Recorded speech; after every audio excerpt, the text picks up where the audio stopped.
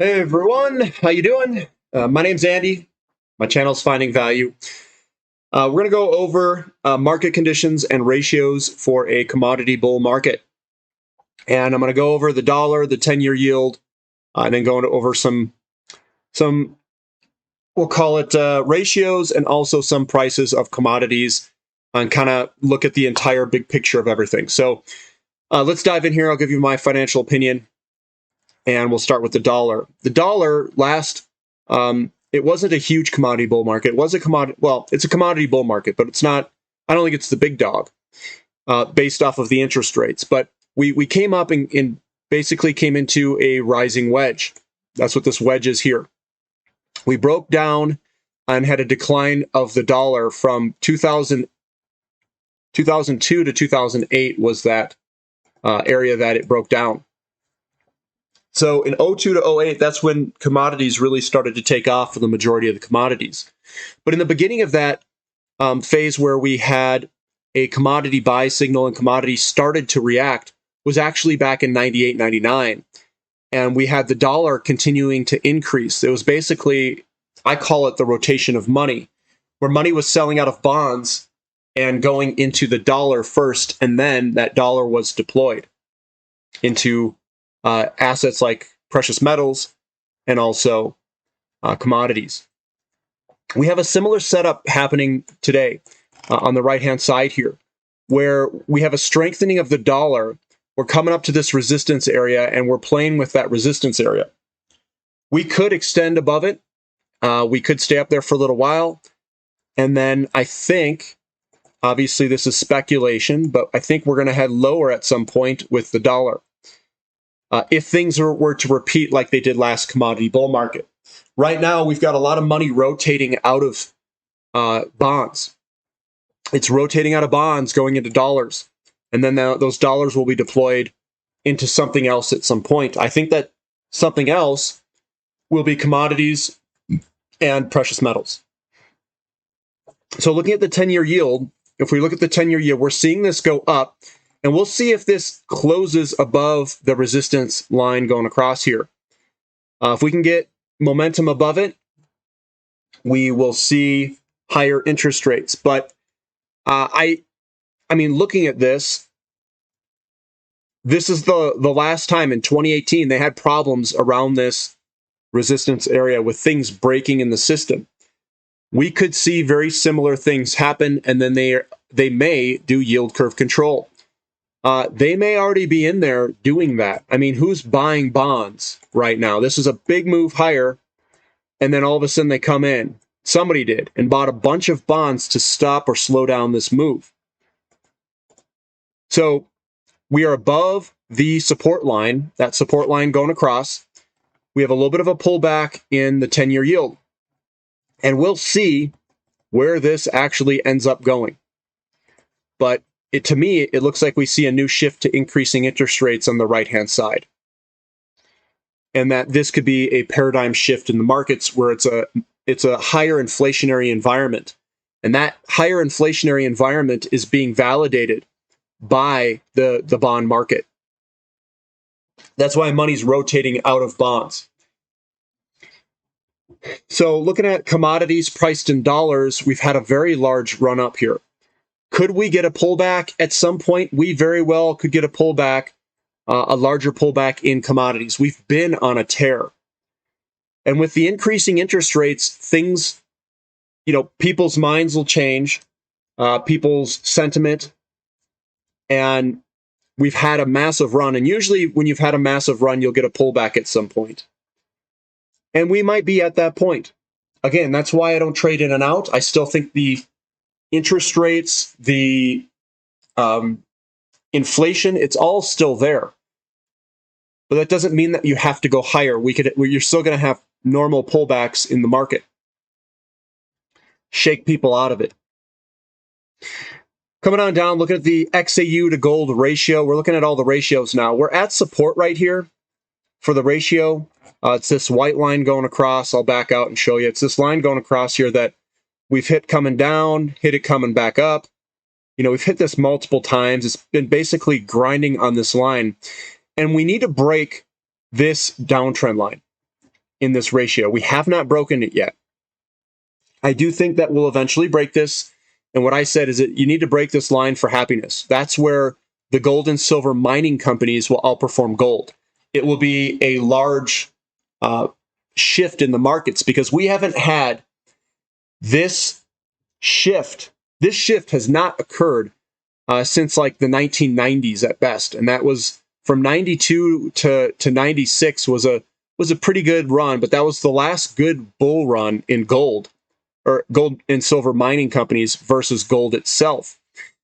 And we're waiting for that break. And if we get that break, it's going to be a paradigm shift in the markets where we haven't seen these things happen in a long time. Since all the way back from 96, we've been in a bear market for gold and silver mining companies. So if we go on down to crude oil, just looking at crude oil, this also looks like we could have a potential pullback. The fundamentals have never looked better in oil. So we'll see what happens here. We are still drawing down on inventory, and the fundamentals are showing a problem. The inventories are. So we'll see if this back test, if it just sits there and reverses. Maybe we pull back a little bit further, but I view it as a buying opportunity for myself. And natural gas has been pulling back. This does look like it wants to pull back further. We went into a rising wedge. We've pulled to the downside, and we're starting to sell off some. We could do a further retracement. Another buying opportunity, in my opinion, for the long term. Now, looking at more of the ratio perspectives, let me jump to that. This is the CRB to S&P 500.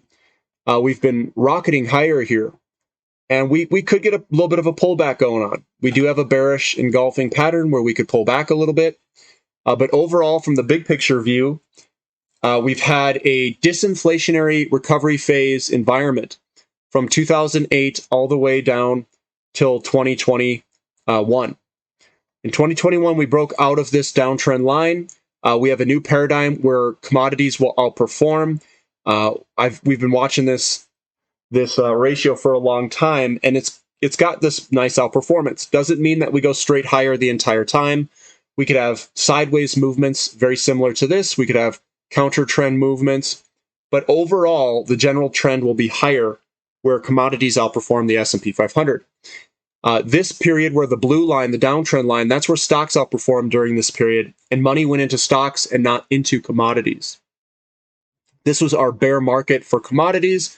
This is our bull market for commodities that's coming up.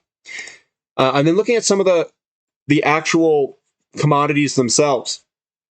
This is the platinum to gold ratio. We broke to the upside where platinum will outperform gold. Platinum outperforms gold usually when commodities do better under inflationary environments. And if we look back here, this is where it outperformed, was during the inflationary environment here. We went all the way up till 2000. It was a good early performer. Then at 2008, when the market conditions ceased to exist, we declined. We went into a huge decline where platinum underperformed gold. And now we've broken that downtrend, and we're starting to hopefully firm up here at some point and start heading higher. It's been just moving sideways at this time. We've got platinum to palladium. Platinum's been outperforming palladium in this past, March 2022 and onward. So that's good for platinum. And platinum is at a very cheap ratio, way down here. And what I use these ratios for is potential buy points. And a buy point would be here in 2001 against palladium. I mean, obviously, you're not going to time it that great. You'd probably want to buy it also in 2000, 2001. And then it went from a ratio of 0.6 all the way to 5.5. That's a gigantic amount of appreciation of platinum against palladium. Then palladium outperformed under this different market condition environment from 2009 all the way down till 2020. I'd say this is probably about done. You're hitting another bottom here. And it went from 5.5 to 0.5. So if you had round tripped this in 2000, 20 years ago when I graduated high school in 99. If I bought a bunch of platinum and I bought, I don't know, I'm just going to make the math easy, 10 ounces here, and I swapped it at 5, which was in this general ballpark in here, just to make the numbers easy. So 10 times 5 is 50 ounces of palladium. And I wrote it back down to 0.5, basically where we are today.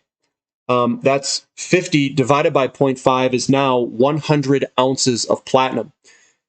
So what that is you went from 10 ounces to 100 ounces just using this ratio and increased your real wealth, irrespective of deflation or inflation or whatever, by 10x. And I would be holding platinum at this time, 100 ounces of platinum from an original price of 10. Now, this ratio at 10, if I bought it in December of 2000, the platinum price, December 2000, historical platinum, what was the price of platinum in 2000? I would have put in $5,000, $5,044. And if I had ridden this up till today, I'd have 100. So 100 times, let's just say 1,000, or no, it's, yeah, about $1,000. It's 100 grand divided by 5,444, let's say. You did 18.36 times your money using this strategy. And that's why we use ratios. And you can amplify that using higher leverage commodities like uranium and oil and stuff like that. And here's platinum to silver. Platinum to silver is trying to break out here. We're right coming up to the tip. Could we get a pullback? It is possible. Or we could break. We are getting very close in this falling wedge pattern. And everything's there for a potential break. We could come back down all the way to 29.30 one last time. It's possible. We're still early in this movement. And going to the dailies, we've been flirting with this upper trend line, or the trend line. We're trying to break out of it. We've been going back and forth. Looking at gold to silver ratio, it's been favorable gold in the short term here. We've been moving higher with gold, and we're back towards that resistance line going across at the ratio of about 1 to 84, 85. Well, it's actually at 1 to 84, it looks like. I think that silver will outperform gold when we get into the thick of the commodity bull market. This is palladium to silver. When this is going down, silver's going to outperform palladium. I think palladium is the least attractive of the precious metals at this time. I think that we are going to fall lower, and silver will outperform palladium. Dow Jones to gold. It looks like gold's ready to outperform the Dow Jones Industrial Average here in the short term. In the short term, you can see this thing pulling on back. Gold's outperforming. And the long-term big picture view, I think that we've had these periods where we've come up and come back down. When this goes up, we want to be invested in stocks during this time frame. You want to be invested in commodities and gold during this time frame. And then one last little low. So that's 1980. This here would be a buying lifetime. This is a buy of a lifetime for stocks. And we had a massive run higher in stocks here. Massive. And then this was another very good bull market from 2000 onward of commodities going all the way down till 2011 for gold.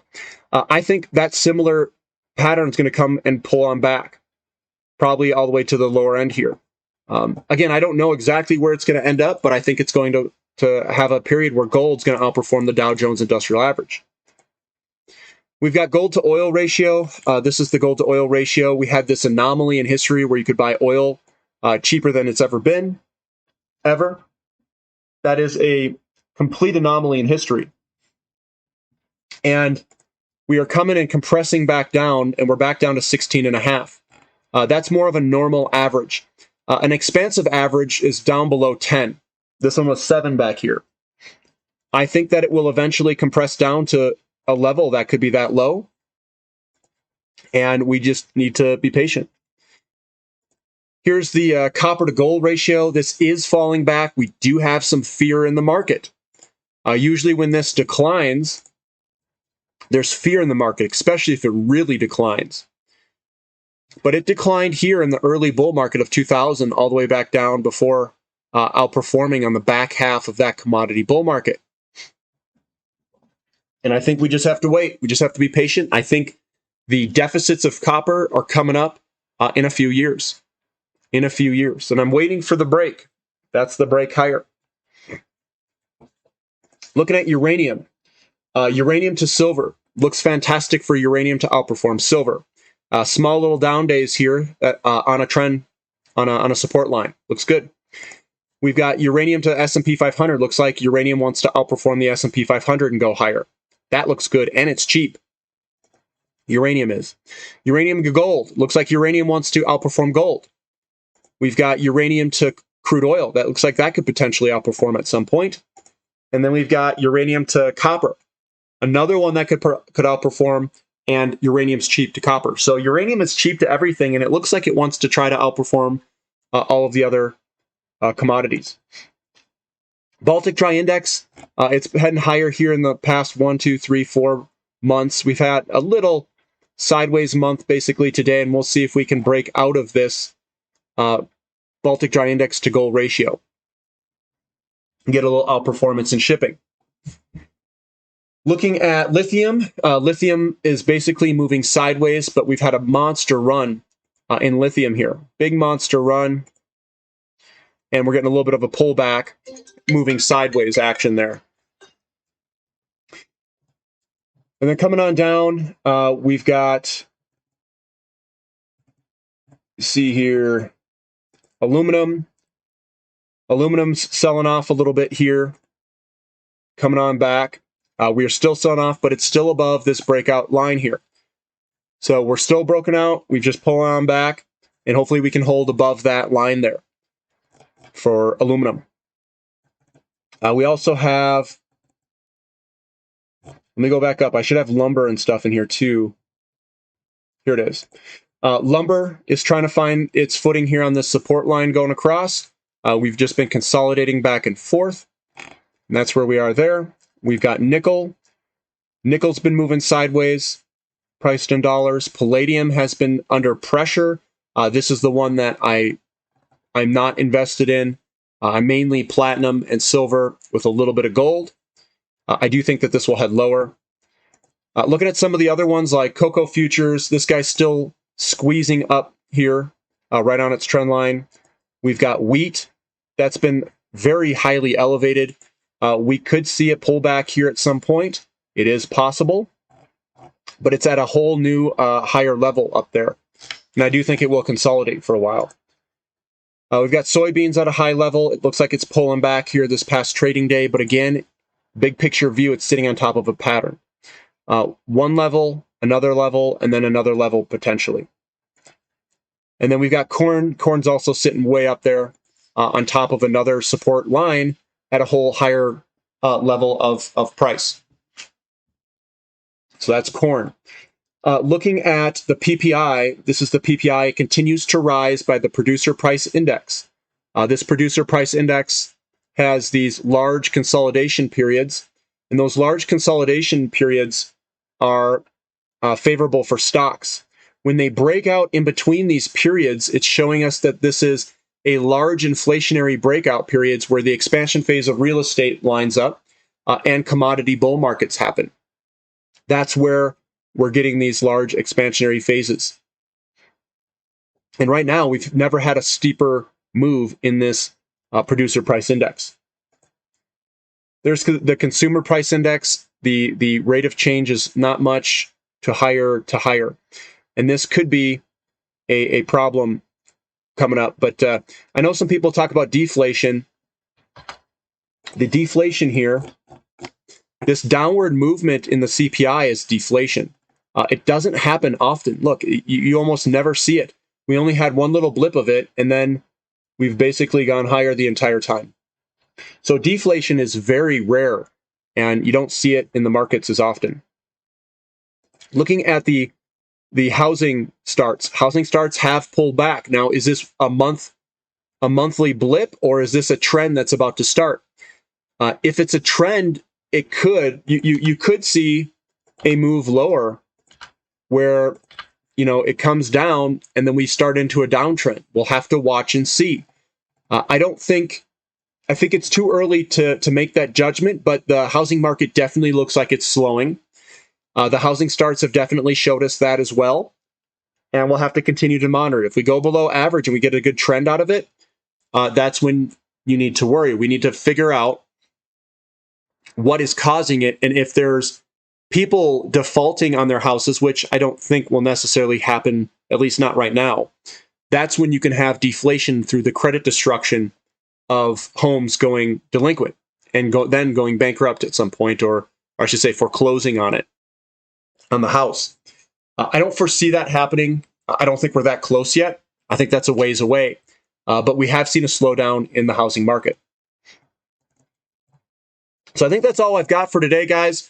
That is the overall market update for commodity bull market. Everything's still intact. We are seeing some slowing in the housing market, and we're going to have to continue to watch it. I still think the commodity bull market will happen. We still have the producer price index going up. What this is basically telling us is that money from the housing market may slow, but we also have other problems with credit. And I think when they do, I think they're going to have to do yield curve control.